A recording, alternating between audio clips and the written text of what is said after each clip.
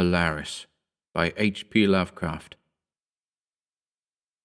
Into the north window of my chamber glows the pole star with uncanny light.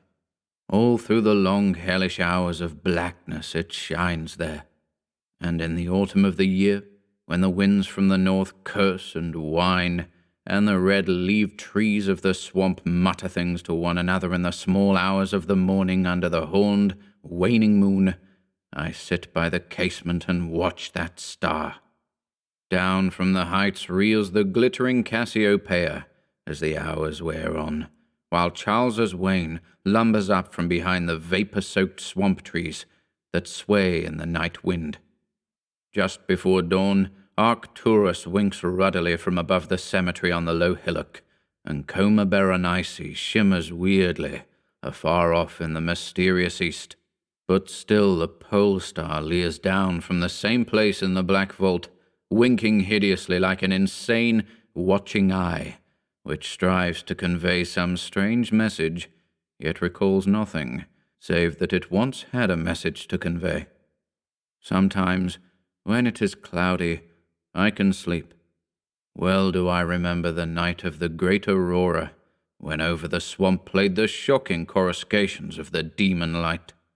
After the beams came clouds, and then I slept. And it was under a horned, waning moon that I saw the city for the first time.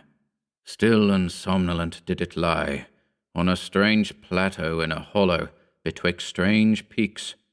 Of ghastly marble were its walls and its towers, its columns, domes, and pavements. And the marble streets were marble pillars, the upper parts of which were carven into the images of grave, bearded men. The air was warm, and stirred not, and overhead, scarce 10 degrees from the zenith, glowed that watching pole star. Long did I gaze on the city, but the day came not. When the red Aldebaran, which blinked low in the sky but never set, had crawled a quarter of the way around the horizon, I saw light and motion in the houses and the streets, forms strangely robed, but at once noble and familiar, walked abroad, and under the horned waning moon men talked wisdom in a tongue which I understood, though it was unlike any language I had ever known. And when the red Aldebaran had crawled more than halfway around the horizon, there were again darkness and silence. When I awaked, I was not as I had been. Upon my memory was graven the vision of the city, and within my soul had arisen another and vaguer recollection, of whose nature I was not then certain. Thereafter, on the cloudy nights when I could sleep, I saw the city often, sometimes under that horned waning moon, and sometimes under the hot yellow rays of a sun which did not set, but which wheeled low around the horizon, and on the clear nights the pole star leered as never before. Gradually, I came to wonder what might be my place in that city on the strange plateau betwixt strange peaks. At first content to view the scene as an all-observant, uncorporeal presence, I now desired to define my relation to it, and to speak my mind amongst the grave men who conversed each day in the public squares. I said to myself, this is no dream, for by what means can I prove the greater reality of that other life, in the house of stone and brick south of the sinister swamp and the cemetery on the low hillock, where the pole star peers into my north window each night? One night, as I listened to the discourse in the large square containing many statues, I felt a change, and perceived that I had at last a bodily form. Nor was I a stranger in the streets of Olitho, which lies on the plateau of Sarkis, betwixt the peaks Noton and Cadaphonec. It was my friend Alos who spoke, and his speech was one that pleased my soul, for it was the speech of a true man and patriot. That night had the news come of Dicos's fall, and of the advance of the Inutos, squat, hellish yellow fiends who 5 years ago had appeared out of the unknown west to ravage the confines of our kingdom, and finally to besiege our towns.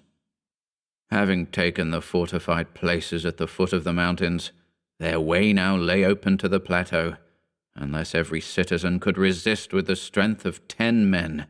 For the squat creatures were mighty in the arts of war, and knew not the scruples of honor, which held back our tall, grey-eyed men of Lomar from ruthless conquest.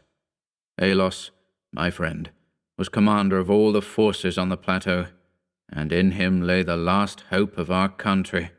On this occasion he spoke of the perils to be faced, and exhorted the men of Oletho, bravest of the Lomarians, to sustain the traditions of their ancestors, who, when forced to move southward from Zobna before the advance of the great ice sheet, even as our descendants must someday flee from the land of Lomar, valiantly and victoriously swept aside the hairy, long-armed, cannibal Nofkas that stood in their way. To me, Alos denied a warrior's part, for I was feeble and given to strange faintings when subjected to stress and hardships. But my eyes were the keenest in the city, despite the long hours I gave each day to the study of the Pnakotic Manuscripts and the wisdom of the Zobnarian fathers. So my friend, desiring not to doom me to inaction, rewarded me with that duty which was second to nothing in importance. To the watchtower of Tapnan he sent me, there to serve as the eyes of our army. Should the Inutos attempt to gain the citadel by the narrow pass behind the peak Noten, and thereby surprise the garrison, I was to give the signal of fire, which would warn the waiting soldiers and save the town from immediate disaster. Alone I mounted the tower, for every man of stout body was needed in the passes below. My brain was sore, dazed with excitement and fatigue, for I had not slept in many days. Yet was my purpose firm, for I loved my native land of Lomar, and the marble city of Oletho, that lies betwixt the peaks of Noten and Cataphonic.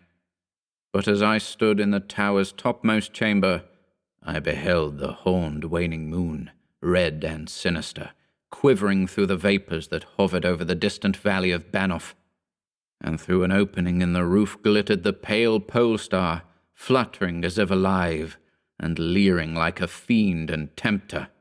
Methought its spirit whispered evil counsel, soothing me to traitorous somnolence with a damnable rhythmical promise which it repeated over and over. Slumber, watcher, till the spheres 26,000 years have revolved and I return to the spot where now I burn. Other stars anon shall rise to the axis of the skies, stars that soothe and stars that bless with a sweet forgetfulness. Only when my round is o'er shall the past disturb thy door. Vainly did I struggle with my drowsiness, seeking to connect these strange words with some lore of the skies which I had learnt from the Pnakotic Manuscripts.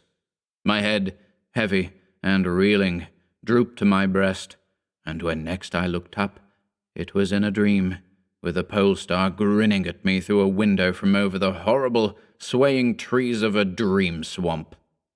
And I am still dreaming.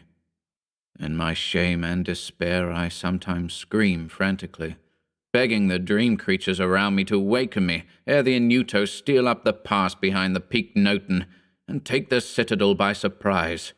But these creatures are demons, for they laugh at me and tell me I am not dreaming. They mock me whilst I sleep, and whilst the squat yellow foe may be creeping silently upon us. I have failed in my duty, and betrayed the marble city of Oletho. I have proven false to Alos, my friend and commander. But still these shadows of my dream deride me. They say there is no land of Lomar, save in my nocturnal imaginings, that in those realms where the pole star shines high and red Aldebaran crawls low around the horizon, there has been naught save ice and snow for thousands of years, and never a man, save squat, yellow creatures blighted by the cold, whom they call Eskimo. And as I writhe in my guilty agony, frantic to save the city whose peril every moment grows, and vainly striving to shake off this unnatural dream of a house of stone and brick south of a sinister swamp and a cemetery on a low hillock, the pole star, evil and monstrous, leers down from the black vault, winking hideously like an insane watching eye, which strives to convey some strange message, yet recalls nothing save that it once had a message to convey.